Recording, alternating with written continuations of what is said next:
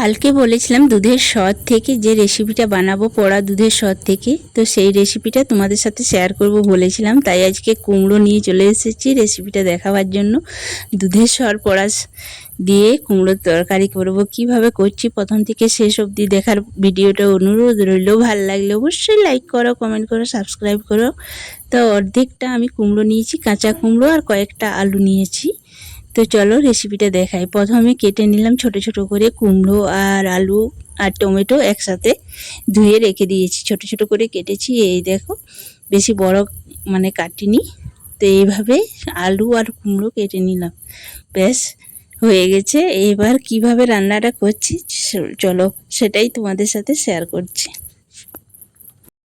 নমস্কার সবাইকে, কেমন আছো সবাই? আশা করি সবাই ভালো আছো, আমরাও ভালো আছি। পাপিয়া আঁখি নতুন ব্লগ ভিডিওতে স্বাগত। তো নিয়েছি এ দেখো দুধের সর পড়া আর আদা রসুন বাটা, কুমড়ো, আলু আর টমেটো সব নিয়ে রেডি হয়ে গেছি। আর যেটাতে যে কড়াইয়ে ঘিটা বানিয়েছিলাম সেই কড়াইটাইতে করছি, সেই জন্য আর ভালো করে ধুইনি। এই দেখো, তারপর সর্ষের তেল দিয়ে রান্নাটা করব।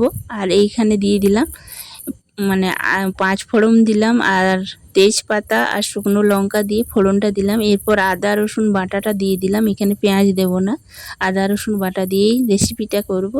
এরপর একটু ভেজে তারপর কুমড়ো আলুটা দিয়ে দিব আর টমেটোটা একসাথে 1 মিনিট মতন ঢাকা দিয়ে এরপর খুলে দিলাম। এরপর আমি মশলাগুলো একে একে দিয়ে দেব। তো প্রথমে দিচ্ছি হলুদ গুঁড়ো, এরপর দিচ্ছি লঙ্কার গুঁড়ো, পরিমাণ মতন দিচ্ছি, বেশি কম তোমরা নিজেদের মতন করে নেবে। এরপর দিলাম ধনে গুঁড়ো দেব, তাহলেই হয়ে যাবে। বেশি কিছু উপকরণ লাগছে না। আর পরিমাণ মতন নুন দিতে হবে, যতটা কুমড়ো পরিমাণটা থাকবে সেই অনুপাতে নুন। গরম মশলা দিয়ে দিলাম, এই দেখো। আর দিচ্ছি একটু, কুমড়োর তরকারি বাঁধাকপির তরকারি একটু মিষ্টি হলে ভালো লাগে, তার জন্য দিয়ে দিলাম গুড়। আর এরপর দিয়ে দিচ্ছি আমি দুধের সর পড়াটা 2-2.5 চামচ মতন দিয়ে দিচ্ছি। এই দেখো, বেশি পরিমাণে দিচ্ছি না, তাও একটু বেশিই দিচ্ছি, 2-2.5 চামচ মতন দিয়ে দিলাম। এরপর আমি কি করব বলো তো, ঢাকা দিয়ে মিনিট 5 রেখে দেব একদম। আর এখন লাড়াচাড়া করব না। মিনিট 5 পরে আমি খুলেছি, দেখো কতটা জল বেরিয়ে গেছে। এখন কিন্তু জল দেব না, এটা ভালো করে কষানো হবে, তারপরেই কিন্তু জল দিয়ে আবার সেদ্ধ করব। তো ভালো করে এবারে আমি নেড়ে নিচ্ছি মশলাটা। তারপর জলটা যতক্ষণ না শুকোবে ততক্ষণ আমি নেড়ে চেড়ে নেব ভালো করে। এরপর কষানো হওয়ার পর জল দেব। তো দেখো কত সুন্দর, এখনই যেন রান্নাটা হয়ে গেছে, কিন্তু এখন অনেকটাই বাকি আছে। এবার ভালো করে কষে জল পর কিন্তু জল দিয়ে সেদ্ধ করব।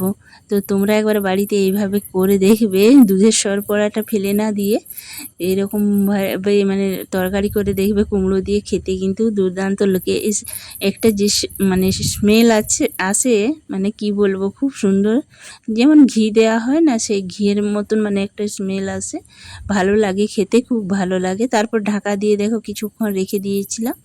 এই দেখো জলটা শুকিয়ে গেছে, সেদ্ধ মোর হাফ হয়ে গেছে। এরপর আমি জল দেব, জল দিয়ে আরও মিনিট 10 ফুটিয়ে নেব, কম আঁচ করে। তো দেখো রান্নাটা কত লোভনীয় হয়েছে, বাড়িতে একবার হলো তোমরা করে খাবে আর আমাকে কমেন্টে জানাবে কেমন লাগলো এই দুধের সর পড়া দিয়ে এই কুমড়োর রেসিপিটা। তো দেখো অনেকটাই সেদ্ধ হয়ে গেছে। তো এরপর একটু জল দিয়ে দিলাম, এরপর আর ঢাকা দিয়ে মিনিট 10 পর্যন্ত রেখে দেব। দেখো, তো ঢাকা খুলে দেখছি যে সেদ্ধ হয়ে গেছে। এরপর ভালো করে নেড়ে চেড়ে আমি কিন্তু নামিয়ে দেব। এই দেখো, এবার ভালো করে নেড়ে চেড়ে নিচ্ছি। এই যে, বেশিক্ষণ টাইম লাগে না, ঢাকা দিয়ে দিয়ে রান্না করলে দেখবে সবজি সেদ্ধ হয় তাড়াতাড়ি। আর এই দেখো আমার হয়ে গেছে কুমড়ো তরকারিটা, এবার নামিয়ে নেব। তো দেখো কতটা সুন্দর হয়েছে, কত লোভনীয় হয়েছে খেতে, কিন্তু গরম ভাতে বলো রুটিতে বলো খুবই ভালো লাগে, দুটোই ভালো লাগে, রুটিতে আরও বেশি ভালো লাগবে। তো এই দেখো তোমরা বাড়িতে একবার হলেও করবে। আর এই দেখো আমি বাটিতে নিয়ে নিয়েছি একটা কড়াইয়ের থেকে। তো দেখো ফাইনাল লুকটা আমার রান্নার রেসিপি। তো ভিডিওটা এই পর্যন্ত, আর বেশি বড় করছি না। ভিডিওটা আমার রেসিপিটা কেমন লাগলো অবশ্যই একটা লাইক করে, কমেন্ট করে, সাবস্ক্রাইব করে জানিও।